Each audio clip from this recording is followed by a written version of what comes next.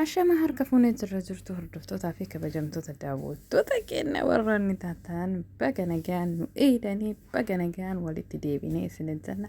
Har'a dammoo kukiingii nyaataan walitti deebine xiqqoo nyaata kanallee akka nama daddalaguu kana nu godha jechuudha. Waa'ee dinnichaan kun nu fudhatee jira. Dinnichaan waa hedduudhaan dalagamuu danda'a.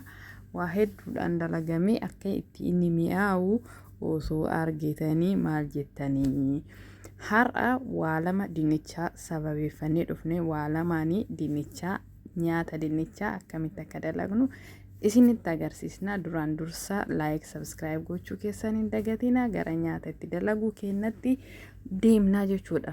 Haala salphaa ta'een dinnichaan waa hedduun hojjetamuu ni danda'a. Dinnichaa keessan bifa barbaadaniin haala barbaadanii mummuratuu ni dandeettan isin. Ani garuu haala kanaan mummuradhe haala xixiqqaa ta'ee mummuradhe zayitii fi soogiddeetti godhadhe isa keessa gaa furni keessa akka nama achi keessatti waliin dhaatiin naa bilchaataa jechuudha. Haaluma agartan kanatti mummurattanii eegas zayitii xiqqootti gootanii soogiddeetti godhattanii haala kanaan waliin dhooftanii tuma furni keessa kaa'attanii achiin booda furni keessatti diimaa ta'e isinii ba'a. Haaluma kanaan itti hojjedha. Achiin booda itti aansitanii shunkurtii itti quncifattan wayita shunkurtiin diimattee dijaaje jechuudha yookaan lukkuu kan lafee hin qabne jechuudha. Haala kanaan xibbisa godhattanii bareechifattanii jechuudha. Mashruuma namni hin beekne hin jiru kun mashruuma namni hin beekne hin jiru jechuudha. Ngudaa bahaarata itti godhattanii saansaadha jechuudha. Saansaa namni olaaltanii jirtanii achiin booda irdii itti gottanii achiin booda bahaarata kanneen hundaayyuu itti godhanii qonda barbarree xoosinii goggoyduu itti godhattanii achi booda haala kanaan akka isiniif mi'aawu taasisaa jechuudha. Soogiddaillee itti godhattanii achiin booda waliin dhooftanii xiqqoo argitanii haala kanaan xibbisa godhattanii eegga jettaniin booda kireemii nyaataa jechuudha. Kireemii kan nyaataa jira kaa biyya keenya keessa hin jiru. Garuu biyya ambaa keessa hin jira kireemii nyaataa kana. Garuu kireemii nyaataa kana akka itti qopheessitan mana keessanitti hin danda'ama jechuudha. Isa akkaataa itti qopheessan isinitti himaa isinin jedha. Achi haala kanaan xiqqoo bishaan itti godhattanii ibiddarra keettanii jechuudha. Haa daqiiqaa muraasa jechuudha. Haa inni tiktik jedhee eega jedheen booda haala bareedaa ta'een dinnichaa keessan kan argitanii furni keessa keettanii isinii diimate jechuudha.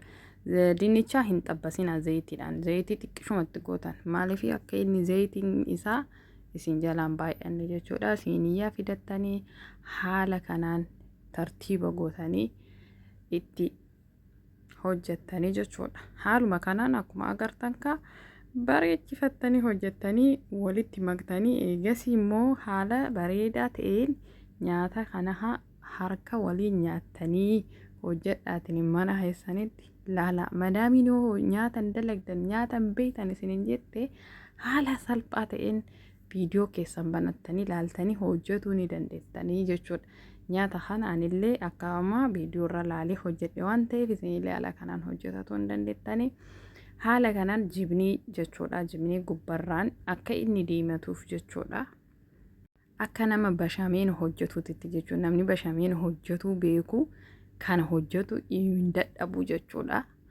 Furni keessa daqiiqa muraasa hin geettanii haala kanaan diimatee bareedee maashaallah ta'eetiniin isinii ba'a jechuudha. Waan kana yoo barbaaddan kophaallee nyaachuu hin dandeettanii, yoo barbaaddan daabboodhaan nyaachuu hin dandeettanii jechuudha. Yoo barbaaddan makaroona biratti hojjetattanii makaroonaan illee nyaachuu ni dandeettanii jechuudha.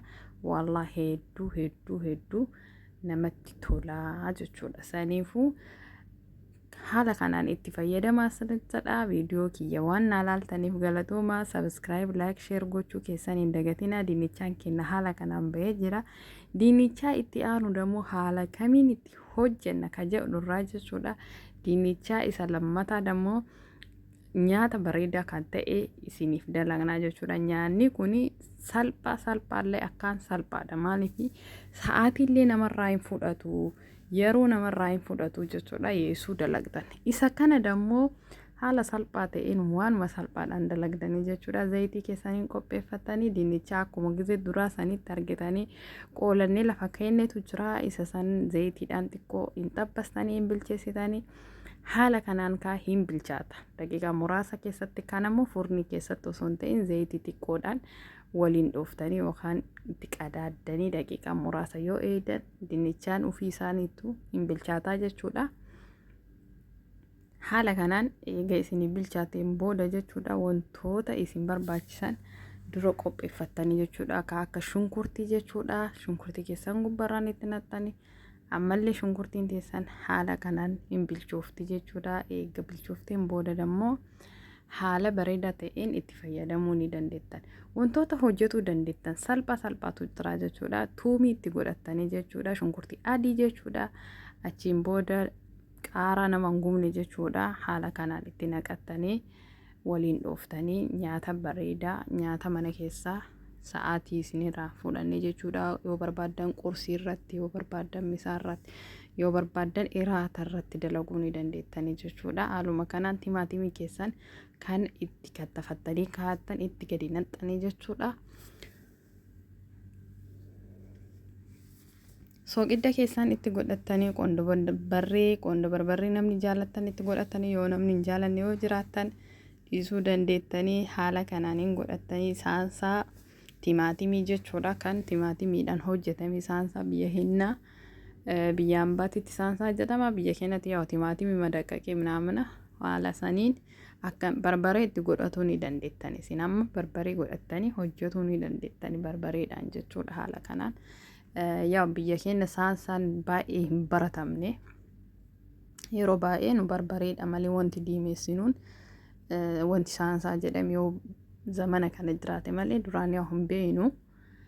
Haala kanaan eega xabbisa gootaniin booda xiqqoo argitanii inqulaalii keessan fiddanii xaalla itti gootanii haga maatii keessanii jechuudha. Maatiin keessan yoo baay'ee ta'e maatiin keessan 2-3 yoo ta'e yookaan maatii keessan 5 jaalle yoo taatan jechuudha. Haala kanaan itti godhattanii inqulaalii teessan yookaan xabbisa gootanii ganama yoo barbaadan sa'a booda yoo barbaadan galgala yoo barbaadan haala sa'a barbaadaniin kan nyaatamu nyaata bareedaa kana mana keessanitti hojjedhaatiin ilaalaa. Yoo isinitti tolee yookaan immoo bareedaadha jettan laayikii naa godhaa, koomentii keessan barbaada. Haga nyaata biraatiin walitti dhufnutti asumaan salaama isin gaafannaa. Nyaata biraatiin yookaan immoo haala biraatiin isinitti deebinaa sinan jedha. Assalamu alaikum rahmatullahi wabarakatuh. Like, subscribe hin dagatamin nu jajjabeessuu keessanii, koomentii nu barreessuu keessan hin dagatinaa sinan jedha.